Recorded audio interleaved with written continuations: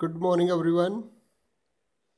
I, Rajesh Kumar, your science teacher, will discuss the chemical formula.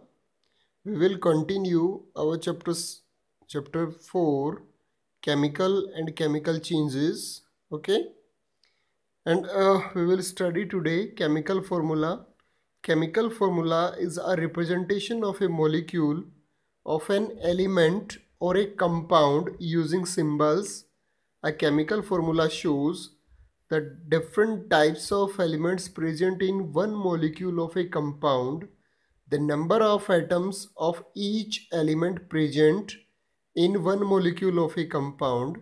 Okay, for example, O2 represents the chemical formula of oxygen gas. It also shows that the one molecule of oxygen is made up of two oxygen atoms. Similarly, CO2 represents the chemical formula for carbon dioxide. It represents that one molecule of carbon dioxide is made up of one carbon atom and two oxygen atom. Got it, dear friends? Now, the atomicity. Atomicity is the number of atoms present in one molecule of an element or compound. One molecule of element or compound. When writing the chemical formula of a molecule of an element, the atomicity of the element is written as the subscript to right of its symbol. Okay, based on the number of atoms present, elements and compounds can be classified as monoatomic and diatomic, triatomic with 3 atomicity, polyatomic with 4 or more. Okay, mono means single, di means 2. You can see in the table also, for example, O2, oxygen is having atomicity 2.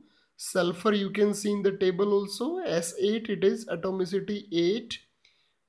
Atomicity of water, H2O, is 3, 2 for hydrogen, 1 for oxygen in this particular formula. Okay, and for sodium it is Na is equal to 1, N2 it is nitrogen, it is 2, phosphorus P4 it is 4, ozone O3 it is 3. Okay, now the valency we will study about. The combining capacity of an atom of element is called its valency. Okay, different elements have different valencies. Different elements have different valencies. Elements combine in fixed ratio. Elements combine in fixed ratio based on their valency to form compounds. Based on their valency to form compounds. Okay, all valencies are always whole numbers, indicating that an atom can only combine with another whole atom. Some of the elements have variable valencies. For example, carbon have valency 2 or 4. Okay, you can see hydrogen 1, carbon 2, 4, nitrogen 3, 5, oxygen 2, phosphorus 3, 5. It is the capacity of combining of an atom of element. Okay, zinc is having 2, iodine is having 1, bromine is having 1, aluminium 3. It is the number of electrons in the outermost cell. Okay, now how you can write a chemical formula. Writing a chemical formula, let's understand how we can write or find out the chemical formula of simple compound consisting of two elements. Write a chemical symbol of the elements that form the compound. Write the valency of each element below its chemical symbol. Crisscross the valency and write the subscript to the right of the chemical symbols. Okay, if both valencies are either identical or equal to 1, ignore them. Otherwise, simplify the valency by dividing with a common factor. Okay, table represents the steps to write the chemical formula of compounds. Okay, table 5 4.5 represents the chemical formula of some common compounds. Chemical formula of carbon dioxide, you can see it is CO C2O4 divided by common factor 2. Okay, so that it can be CO2 HCl, it is 1 ignore 1, it is HCl1. Now you can see the carbon dioxide CO2 MgO, magnesium oxide, nitrogen oxide, N2O, sodium oxides. Okay, ZnO, zinc oxide, chlorides you can see aluminum chloride AlCl3, calcium chloride CaCl2, hydrogen chloride HCl, also known as hydrochloric acid. Okay, hydroxides you can see CaOH2, magnesium oxide MgOH2, sodium hydroxide NaOH. Now sulfates, copper sulfate CuSO4, sodium sulfate Na2SO4. Okay, carbonates CaCO3, potassium carbonate K2CO3, nitrates magnesium nitrate MgN3O2, potassium nitrate KNO3. Okay, now write the chemical formula for the following to know that whether what you understand. Sodium carbonate you can see Na2CO3 it will be, copper sulfate CuSO4 it will be, magnesium oxide MgO, aluminium chloride it is AlCl3, magnesium hydroxide it is MgOH2, potassium nitrate it is KNO3. Okay, now you have some chemical formulas are given over there, you need to find out their name of the compounds. CaCl2 calcium chloride, okay, K2SO4, K2 is potassium sulfate it will be, N2O NO2 nitrogen dioxide, okay, CaCO3 calcium carbonate, HCl hydrochloric acid also known as NaOH, sodium hydroxide. Chemical equation, you have learnt about chemical changes in earlier classes. A chemical reaction is a chemical change that results in the formation of one or more new substances. The substances that take part in the chemical reactions are called reactant, and the substances that are formed as a result of a chemical reaction are called products. So a chemical reaction is represented with the help of chemical equation. Chemical equation is the shorthand representation of a chemical reaction using symbols and formulas of elements or compounds that make up the reactants and products. Writing a chemical equation, you can see the steps are given there. Okay, we will discuss step 1. Write the word equation magnesium plus oxygen, it will give us magnesium oxide. Now replace the word by their chemical formula. Mg plus O2, it gives us MgO. Mg plus O2 are the reactants on the left of the arrow, and on the right of the arrow it is product. Okay, and balancing of a chemical equation means on both sides the number of reactants as well as products should be equal, and if they are equal then it is known as balanced equation, or they are not equal, they are known as non-balanced equation. Now count the number of atoms of each element on both sides of the equation. Write them in a table. It is, in second step, multiply LHS and RHS by appropriate number to balance all the atoms. Let's balance the chemical equation given below. Mg plus O2, it is MgO. Now MgO2. On left hand side magnesium is having 1, oxygen is having 2. On right hand side both are having 1 1. Now in the second step what you can do,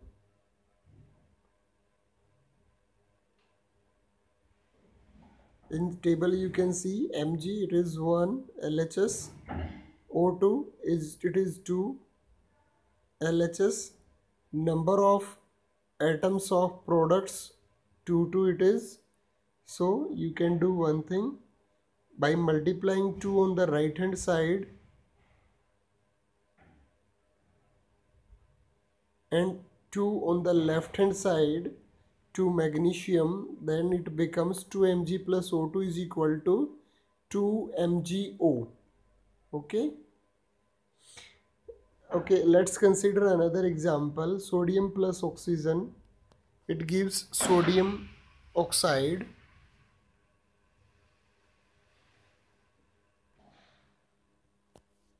Consider the example of sodium plus hydroxide. Okay, now you need to balance out. It is a balanced equation already. On left hand side 4 sodium atoms are there and 2 oxygen atoms. On right hand side you can see 2Na2O. It is both are equal, 4 sodium atoms and 2 oxygen atoms. Formation of water, you can see this is also a balanced equation. Formation of aluminum chloride, again it is a balanced chemical equation. Reaction of iron and copper, it is again a balanced chemical equation.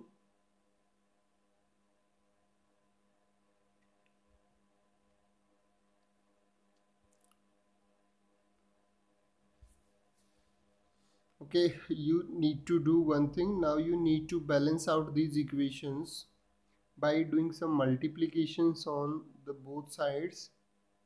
Okay. Now we will study about some chemical changes, as the name of the chapter, chemicals and chemical changes. We are moving to the second part of this chapter. Okay. The changes in which 2 or more substances combine chemically to form new substances with different properties are called chemical changes. Chemical changes are also known as chemical reactions. The chemical changes are irreversible, as the original products cannot be obtained back. For example, raw fruits cannot be obtained back from the ripened fruits, and wood cannot be obtained back from the ashes formed after burning of the wood. The chemical change results in the formation of new substances with properties different from those of the reactants. For example, hydrogen and oxygen both are gases that burnt. However, two reacts chemically to form water, that is a liquid, which do not burn. Okay. A few more chemical properties of chemical changes are given below. Change in color, that will take place when a chemical reactions or chemical changes take place. A change in the color may indicate that a product has formed that is different from the reactant. For example, when an iron nail is immersed in the blue solution of copper sulfate, the solution turns green. This is because of a reaction between iron and copper sulfate to form iron sulfate, that is green in color. You can see in the pics also. And formation of gas. In some chemical changes, a gas is formed as a product and is released as effervescence in the form of bubble. You can see in the pics also. Okay, the common chemical reactions with effervescence usually release either carbon dioxide, hydrogen, or ammonia. Okay, for example, when zinc granules are added to hydrochloric acids, bubbles of hydrogen gas are formed. word equations you can see in that case also. Now the evolution or absorption of heat is released or either it is absorbed. A chemical change may cause evolution or absorption of heat. Thus, by changing the temperature of the reaction mixture, for example, carbon reacts with oxygen to form carbon dioxide and heat is released in that case. Okay. In first case, it is heat is released. In second case, by absorbing heat, carbon plus sulfur, it is formed carbon disulfide CS2. Heat will be absorbed in that case also. Formation of precipitate. A precipitate is an insoluble compound formed in a reaction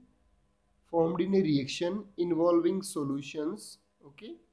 For example, when colorless solution of lead nitrate and potassium iodide are mixed, a yellow precipitate is formed. Lead nitrate and potassium iodide react with each other to form yellow precipitates of lead iodide and potassium nitrate. Okay. Emission of light or sound or smell. Some reactions may involve emission of light.